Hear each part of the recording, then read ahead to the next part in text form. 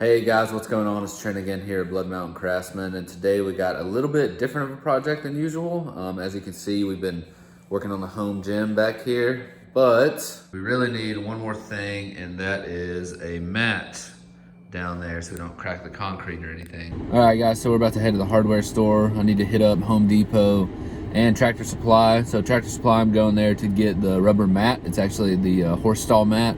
It's really cheap to throw it on there to kind of dampen the weights when it goes down. And then also I need 5 pieces of plywood. 4, you can kind of get the cheaper ones, but 1 needs to be a relatively nice finish because that's going to be the one you're standing on and actually lifting the weights on. All right guys, that's the place where our weightlifting platform is going to go. Got everything moved over here. Looks like a giant mess, and we got all of our material. So we got 4 pieces of plywood right here, just cheap OSB. And then we got this one.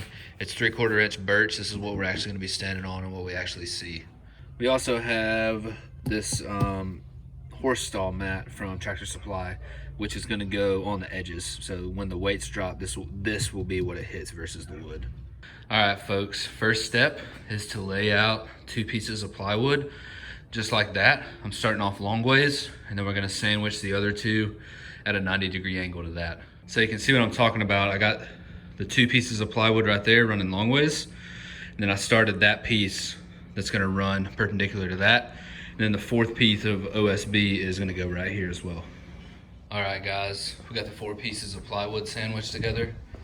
Now all we're gonna do is we're gonna start at the edge, about an inch offset. Mark every foot all the way down.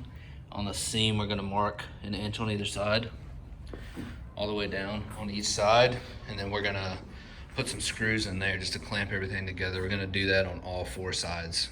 We're gonna start off and drill some pilot holes.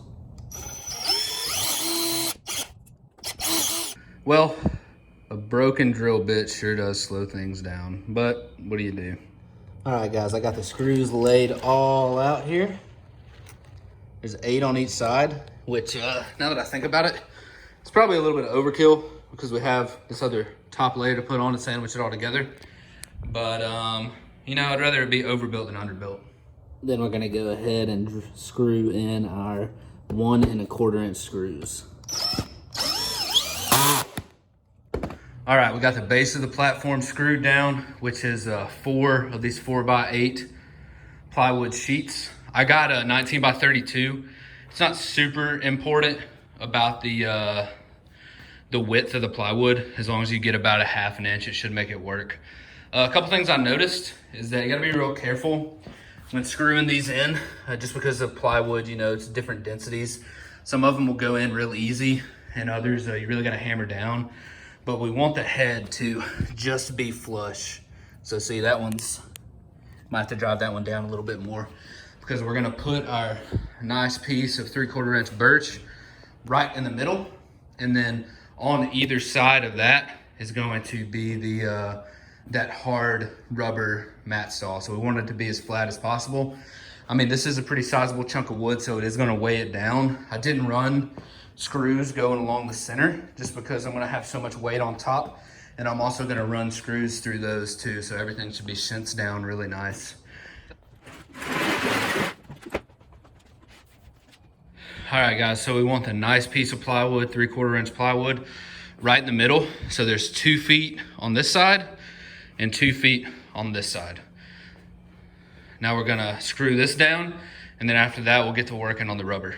We're gonna use the same method with the screws on the final piece, which is 1 every foot, offset about an inch on the corners.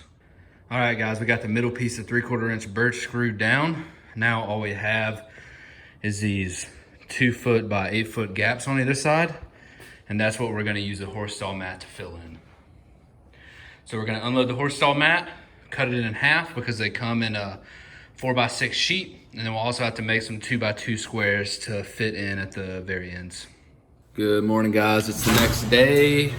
Just getting started in the workshop, opening the garage up, and we have the mat to cut. So we're gonna get started on that. Tried to start yesterday, but it was a little bit more difficult than I anticipated, but I think I got a good game plan now, so we should be good to go. All right, so we're gonna mark it right down the middle at 24 inches.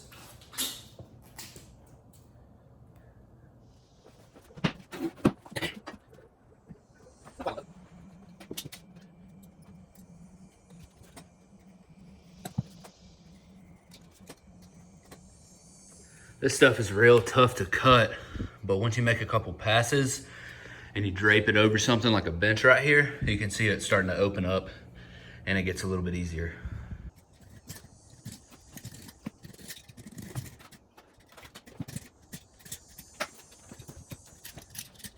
Yep. So we got a little bit more cutting to do. We're gonna go ahead and move these out of the way.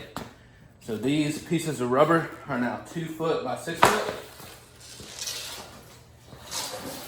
So we're gonna slide them on up here, just like that. You wanna put the cut edge close to the center so they don't see the rough cut. All right, guys, this is what we're looking at now. So we got the rubber that's 2 by 6 on either side. That was that one mat we cut in half. And now we have 2 by 2 right there and 2 by 2 right there that we need to cut out of this leftover mat. We'll have a little bit of mat left over for extra, but you can always use that to weight storage or whatever else you want to use. So it's not bad buying 2 mats to get this built. And another thing is you want to make sure that the 2 by 2 square is where the rack is going to be, because you'll obviously be deadlifting where the rack, in the front of the rack. So you want to make sure that that seam right there, you're not going to be stressing it. And that's why we flipped them around the way that we did. All right, guys, there we go. All the rubber is laid down. Like I said before, the 2 by 6 is right there. And then those 2 by 2 squares, you can kind of make it out or on the ends, closest to the wall where the squat rack's gonna go. So I'm gonna get them screwed down. I'll put a screw every foot, just like on the plywood.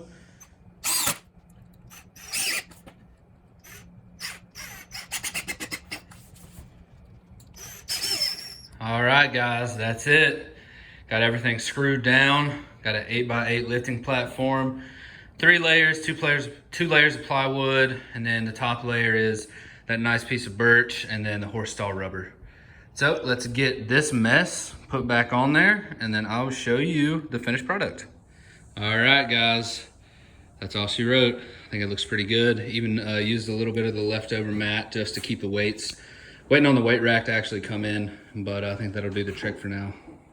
Thanks for tagging along. I'll make sure and leave a material list in the description. If you have any questions, please let me know. I think it turned out pretty good. I'm pretty excited to finally have a home gym, especially during coronavirus.